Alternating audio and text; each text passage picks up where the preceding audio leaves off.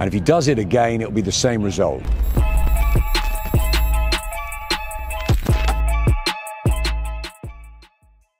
Boxing fans here in Riyadh for the 5v5. I'm with me, Adam Smith. Just nice to see you here. I didn't expect it, and then you turn up. It's warm, isn't it? Pretty warm. How are you, sir? How's things? Yeah, we just got in. Literally flew in, and it's great to be here. I'm really personally excited because I go back a long way with both Frank and Eddie, and to see them talking, to see them working in promotional videos together, to see them competing against each other like this in 5 fascinating fights, adding Dimitri Bivol, one of the best pound-for-pound fighters in the world, to the bill. It's it's a must-see event, and I can't wait for it. I'm really excited. Let's pick it up from the top of the bill. Deontay Wilder, Zhilei Zhang. Yeah. Both at crossroads, both in same place of their career. I spoke to Frank Warren, he said this is very defining for both fighters. Anyone that loses is possibly going to drop right to the bottom, going to drop out of that upper echelon. Do you see it that way, that, listen, whoever wins this one is going to push on, but the one that loses is going to go quite far down? Yes, some of the heavyweights now are at the really deep end of their career, aren't they? And certainly for these two, for Deontay Wilder and Zhilei Zhang, both coming off defeats to Joseph Parker in different ways. Wilder was really poor, and you just hope that he can get the magic back in his fists, and we know he can knock anyone out at any time. So there's always that threat from Bomb Squad, isn't there? Wonderful character as well to have on fight weeks like this. Zhilei Zhang, I mean, I thought he beat Hrgovic in Jeddah. He boxed really well against Joseph Parker for the first few rounds, and then just seemed to sort of go to sleep, and credit Parker for coming back and outboxing him and getting in a rhythm and winning. But yeah, it's a very, very difficult fight to call. I think you might just favour Zhilei a little bit, just on the fact that he's been more active. But Wilder's power, Zhang also has big power. It's going to be exciting, and you can only see a knockout in this fight. Which way it goes, not quite sure yet. Daniel Dubois Hrgovic is a big fight for both fighters. Like I said, I was talking to Frank Warren, and I said to him, look, whoever wins this fight is going to fight for the IBF belt against Anthony Joshua in September. So this is a massive carrot dangling right now. So how defining is this fight for both fighters? Yeah, particularly Daniel Dubois. I mean, that all-British heavyweight clash at Wembley would be phenomenal, wouldn't it? But he's got work to do, because Filip Hrgovic is, many people thought, was the heir apparent. I think he struggled with Zhilei Zhang, some personal issues going into that fight, but wasn't quite right at times during it. I thought Zhang deserved the nod that night. Hrgovic is very well schooled. He's got a lovely jab, big power. Daniel Dubois, tough, strong, rugged, as he showed against Jarrell Miller, plenty of courage and guts, and yeah, he did really well against Oleksandr Usyk for large parts of that fight too. So it's another pick-em. It's probably the fight we were debating on the plane most about, Hrgovic and Dubois. Can't quite, again like Zhang and Wilder, can't quite find a victor yet, although possibly slightly leaning towards Hrgovic. But yeah, the carrot dangling is massive. AJ at Wembley will be phenomenal, and I think it's another really, really interesting fight. Again, a great clash stylistically between the big, tall, powerful Hrgovic and Dubois, who's powerful too and can really hit, but his work rate, and he's strong, and he's got to get into him and in range to do his best stuff. And yeah, I think it could be really good. Not sure. I mean, will Dubois drag him, as John Charles believes, to a place Hrgovic isn't comfortable? Possibly. Or will Hrgovic just have a little bit too much skill and know-how, and the height and reach advantages too? It's both are fascinating, compelling heavyweight battles, aren't they? They are. Do you want to talk about the big news that broke out in regards to the rematch? Yeah. Tyson Fury, Oleksandr Usyk, December 21st in Riyadh. A lot of people, when I spoke to a few people after the fight, said, listen, rematch might not happen. Tyson might not want to right now, but it looks like it is going to happen. How good news is this for just boxing in general, that we get to see this mega fight once over again?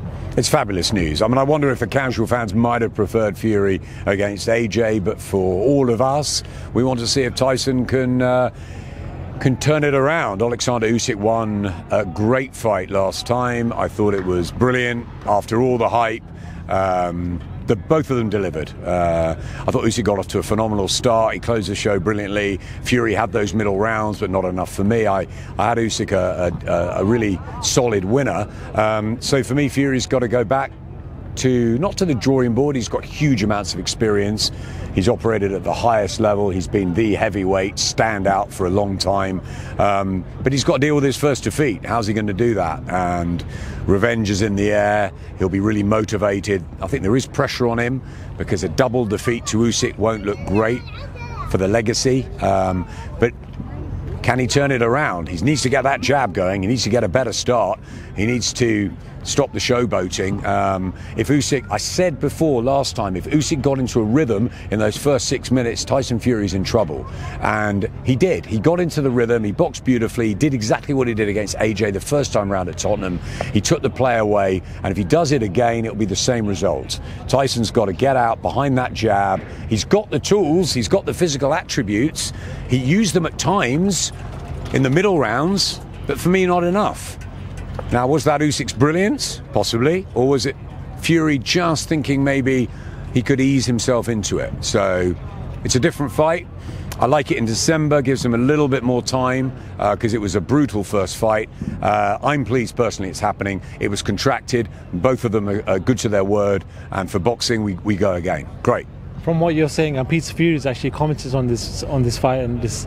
You know, he says he's obviously his nephew and everything else, but he was like, he fought well, he did well, but the game plan was wrong at times, and there was too many voices in the corner. From what you're saying, you agree with everything what Peter would say, that the game plan maybe could have been tinkered for Tyson? No, I'm not saying that. Sugar Hill and Andy Lee are fantastic trainers, both of them. They're both excellent boxing men. They've got so much experience between the two of them. Two voices.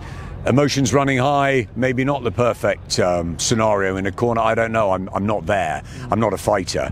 You have to ask Tyson Fury that. I do remember when Nassim Hamed fought, and he had Oscar Suarez and he had Emmanuel Stewart, and they were in and out of the corner, one round, one the next. I thought that was all a bit odd. From what I've spoken to fighters in the past, they like to hear one clear voice, but I'm not sure. I'm not Tyson Fury. I don't know. You have to ask him that. I'm not saying they got it wrong. I just think that Oleksandr Usyk was brilliant on the night. Let's give him credit. I thought he was fantastic. His movement, his skill, the fact that he was the underdog against the bigger guy. He boxed brilliantly, and Tyson didn't box badly. He just, at the beginning, I don't think he quite got off to the right start. And obviously coming back from the 9th round where it probably should have been stopped. I'm glad, and I was talking to the guys earlier, that I'm quite glad it wasn't stopped, because we got to see 3 more rounds, which was great. And Tyson came back, and you know, he saw it out. He thought he won it. I didn't. I thought Usyk won it, but he's got a real chance of revenge in the rematch. And if he can turn it around again, well, it just shows. I mean, look what he's done, Tyson Fury. He's come back from unbelievable situations before, 25 stone, to getting back in a ring, to winning a world heavyweight title again. The trilogy with Wilder, getting up off the floor the first time. I mean, we don't have to go on about Tyson Fury. But if he can beat Oleksandr Usyk in the second fight, when to me he lost the first fight, I mean, his star will only rise. Superstar.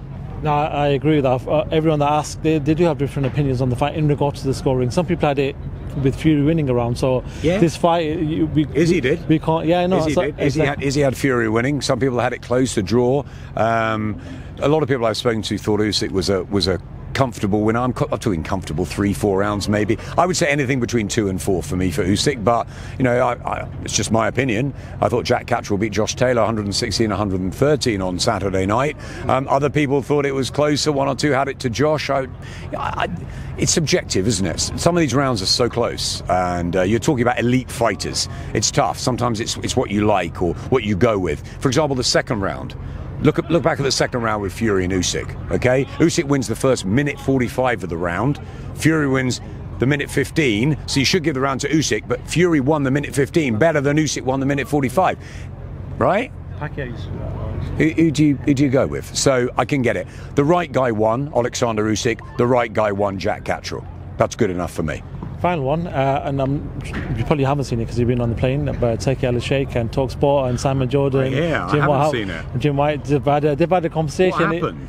They've just, I think Turkey's called in, or there's been an invite of a telephone call, and it seems like the hatchet's been buried for this fight. Jim White's been coming out to this, I think, tomorrow. Superb. Simon's on holiday, so he's not coming out. But what do you make of that? Is it good just to see this relationship with TalkSport, who's the biggest radio station in Europe, at least with sport, actually back in the mix in Saudi? Absolutely. I adore working with TalkSport. I've been with Simon and Jim the last couple of Thursdays, and I know they're frustrated about the whole situation. Simon speaks his mind. He's extremely knowledgeable and bright and passionate about boxing. We know about his relationships with Eddie, with Frank recently as well. A lot of it's fun and games, of course, but he's got some points too, and I think it's really good that this has happened. I haven't seen it. I can't wait to see it on YouTube with the guys on the way back to the hotel, if we ever get there, because it's late now tonight. But I think it's brilliant and it's great, and I'll look forward to seeing Jim,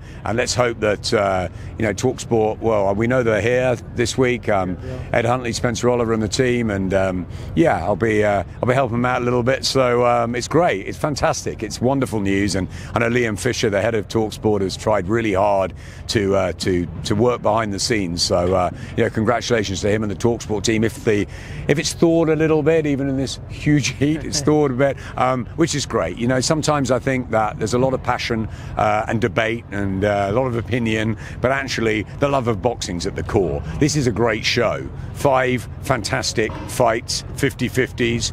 Bivol as well, one of my favourite fighters. Shame he's not fighting Beterbiev, but he's got a decent opponent as well, and I think it's a great night, and it'd be fantastic for everybody to be involved in it. So open the doors. Welcome back, TalkSport. Adam Smith, it's a pleasure. It is late. It's hitting nearly 11 p.m. But it's a late city, this. So welcome. It is a late city. Welcome. We've had a long day, though. We've had a long day. Thank you very much for talking to Pro Boxing fans. We will see you during the week, and see you tomorrow. Pleasure. Top man.